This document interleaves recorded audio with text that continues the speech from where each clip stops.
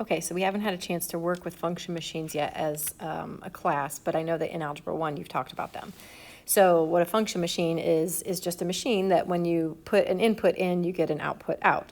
So for f of x equals the square root of x, if we put 2, or if we put 4 in for x, we get 2 out for f of x. So our input goes here, and this represents our output.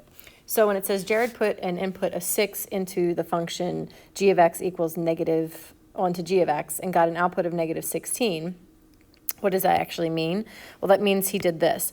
He said, in my machine, g of x, I want to substitute in 6 for x, so I get negative 6 minus 2 squared, and that gives me negative 4 squared. And watch your order of operations, so we'll square first. Whoops.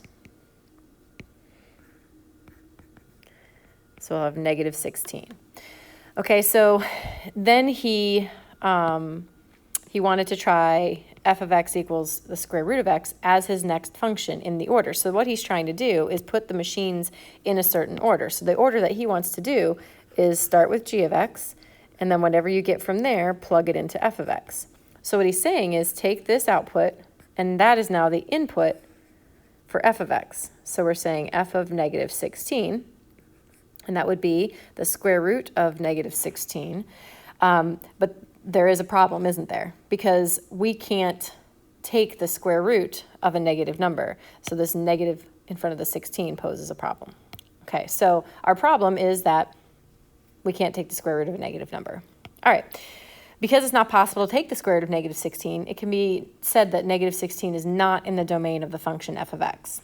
So what the domain is a collection of numbers that are possible inputs for that function.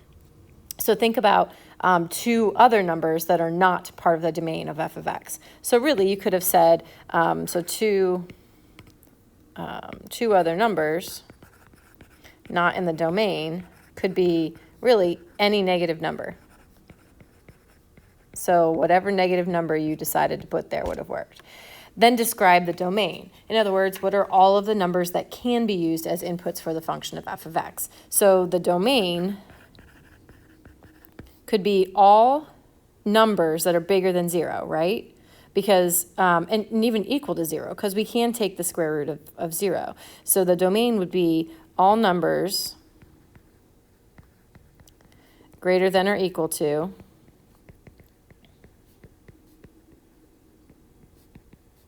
0. Now, we could write that, and we'll see a lot of different ways to write that this year, but one of the ways we can write that is x is greater than or equal to 0. And I will show you another way to write that a little bit later.